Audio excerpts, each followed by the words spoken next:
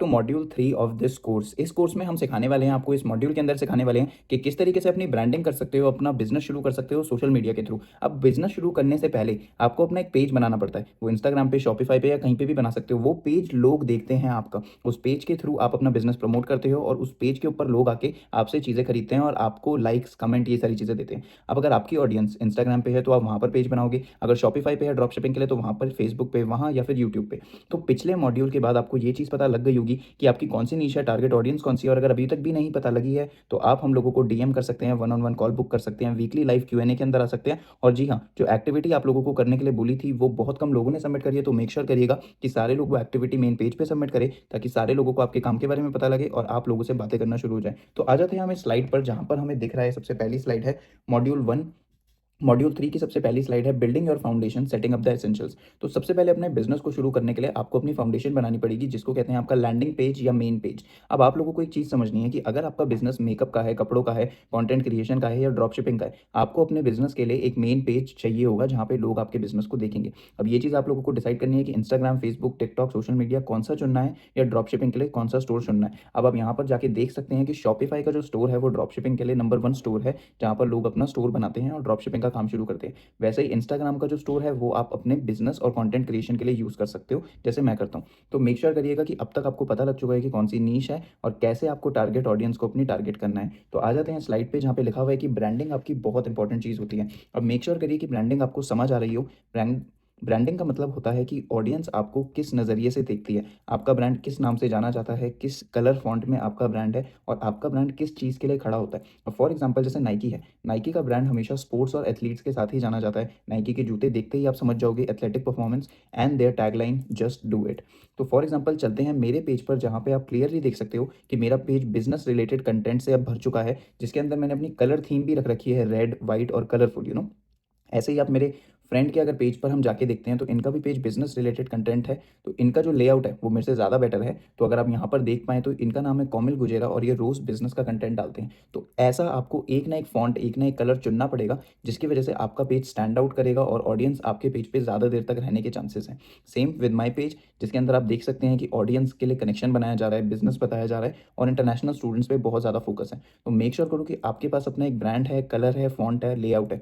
ये चीज़ शुरुआत में आपके पास सारी चीज़ें क्लियर नहीं होंगी, लेकिन आने वाले टाइम में जैसे-जैसे आप इम्प्रूव करते रहेंगे, ये सारी चीज़ें आपको समझ आने लग जाती है। मेन चीज़ है कि आपको अपना पेज शुरू करना है आज ही के दिन से। अगर आप अभी भी क्लियर नहीं है तो हम लोगों को मैसेज करिए और हम लोगों से क्वेश्चन पूछिए कि कहाँ पर आप ये चीज़ शुरू कर सकते हैं और कैसे अपने बिज़नेस को ऑन ट्रैक ला सकते हैं। तो ये तो बात आ गई ब्रांडिंग की, और एलिमेंट्स होते हैं ब्रांड के अलग-अलग, जैसे फ़ॉन्ट, लोगो, कलर। अब मेरे पेज पे भी आपने एक कलरफुल सी थीम देखी है, लेकिन वहाँ पर भी एक स्पेसिफ़िक फ़ॉन्ट है, कलर है, काफ़ी चीज़ें हैं। ये चीज़ें दिमाग से सोच के की जाती है, ताकि ऑडियंस जैसे ही आपकी पेज पे आए, वहाँ पर उनको सबसे अच्छा एनवायरनमेंट मिले, कलरफुल चीज़ें मिले और वो बड़ी सारी देर तक आपके पेज पे वक़्त बिताएँ।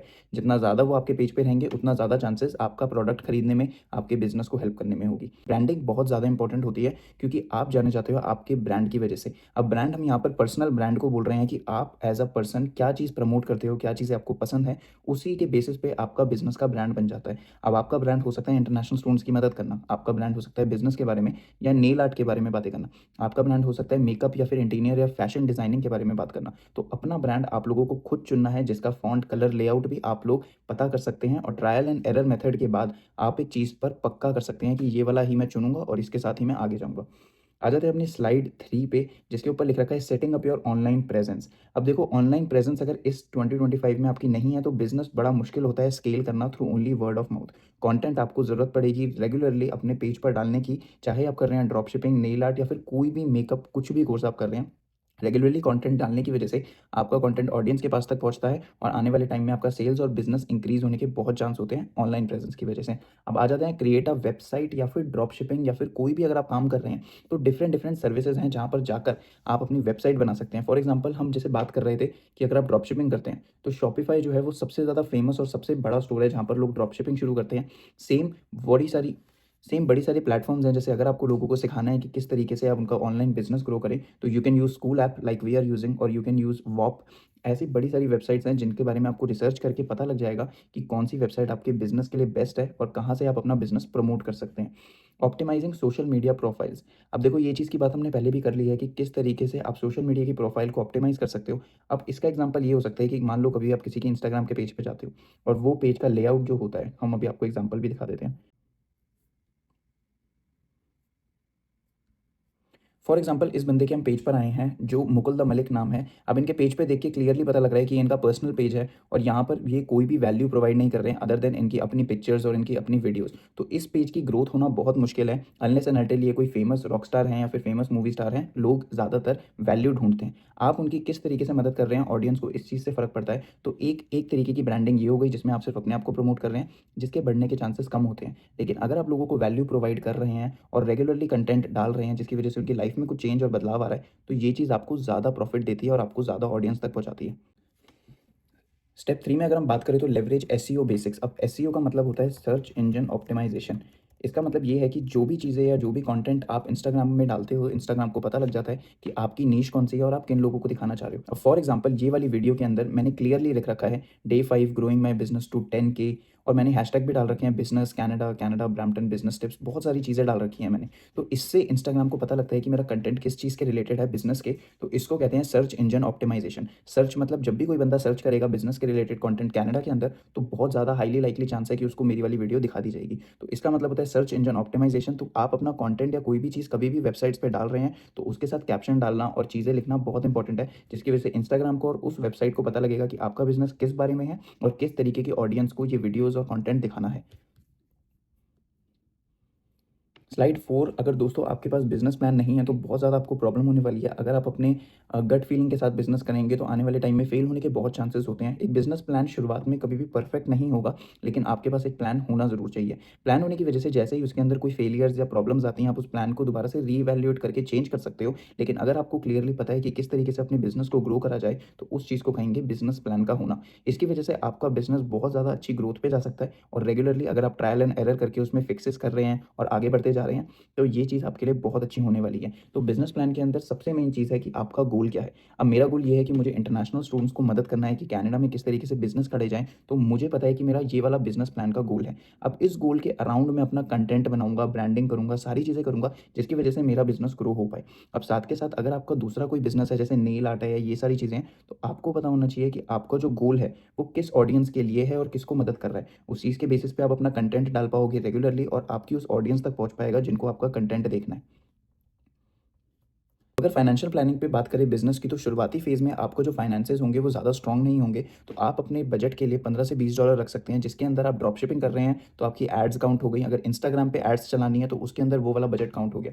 लेकिन मैं आपको बोलूँगा कि अगर इंस्टाग्राम, सोशल मीडिया, टिकटॉक पे आप कंटेंट डाल रहे हैं तो मेक श्योर करिए कि एड्स अभी ना शुरुआत में पोस्ट करिए, क्योंकि अगर एक बार मेटा को पता लग जाए कि आप उनको पैसे दे रहे हैं एड्स के, तो वो आपको ऑर्गेनिकली असली वाली रीच नहीं देता है, कम कर देता है, ताकि आप एड्स में पैसे लगाओ और जब आपको रीच मिले। तो मेक श्योर करो कि अगर ड्रॉप शिपिंग या ऐसे वाली ई-कॉमर्स कर रहे हो तो उस समय एड्स का फ़ायदा है, लेकिन अगर कंटेंट पोस्ट कर रहे हो तो एड्स अभी नहीं चाहिए आप लोगों को बिल्कुल भी। तो एक्शन प्लान आपका होना चाहिए, उसके अंदर आपको अपने टास्क डेली के तोड़ के अलग करने हैं और गोल आपको बनाना है वीकली, मंथली एंड ईयरली। अगर ईयरली गोल आपका बहुत बड़ा 100,000 फॉलोअर्स तक रीच करने का है, तो आपको मंथली, वीकली और डेली क्या एक्शंस करनी है जिसकी वजह से वो गोल पूरा हो पाए। आपको कितनी बारी अपलोड करना है, स्टोरीज़ डालनी है, अपने बिज़नेस को कहाँ-कहाँ प्रमोट करना है। बहुत सारे फैक्टर्स आते हैं जिसकी वजह से आप अपना गोल हिट कर पाएँगे। तो अगर अभी तक आप पहले स्टेप पर ही अटके हुए हैं और आपको नहीं पता आपकी नीश क्या है, पहले वो चीज़ क्लियर करिए। उसके बाद अपना गोल डिफाइन करिए कि आप किन-की मदद कर रहे हैं। उसके बाद अपनी ब्रांडिंग पे काम करना है आपको और ऐसे कर के आप अपने गोल को हिट कर पाएँगे बहुत ईज़िली। आने वाले 2 से 3 महीने अगर आप फ़ोकस होकर इन चीज़ों पे वर्क करते हैं,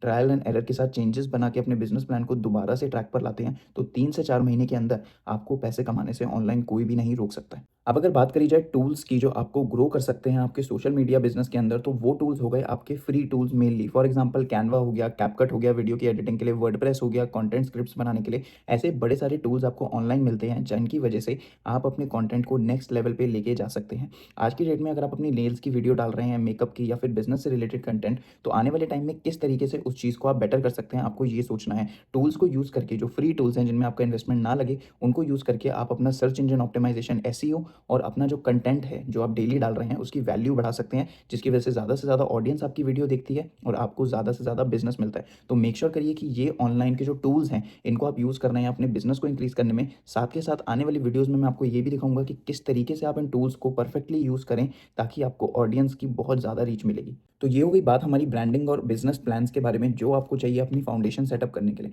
अब मेक श्योर करें कि सारे के सारे स्टेप्स आप फॉलो कर रहे हैं। इन वीडियोज़ को बहुत ज़्यादा इन्फॉर्मेशन है, तो दोबारा देख सकते हैं, और कोई भी चीज़ समझ ना आए, तो हम लोगों को बेझिझक डीएम करिए, कॉल करिए, कुछ भी करिए, लेकिन अपना एक्शन प्लान स्टार्ट कर लीजिए आज के दिन से ही।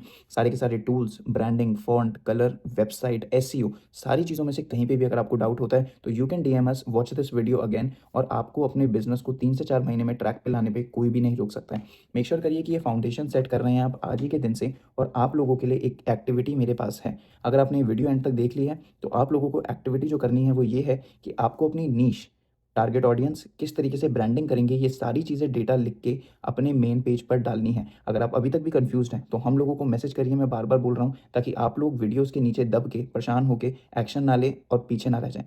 और मेक श्योर करो कि आज ही ये सारी चीज़ें कर रहे हो फॉलो। अगर कोई भी चीज़ वीडियो में नहीं समझ आई है, तो you can reach out to us, and this is all we have for branding, setting up your foundation for your business and starting in 2025। Thank you so much. Leave the comments and main page पे activity ज़रूर करके भेजिएगा आज ही के दिन।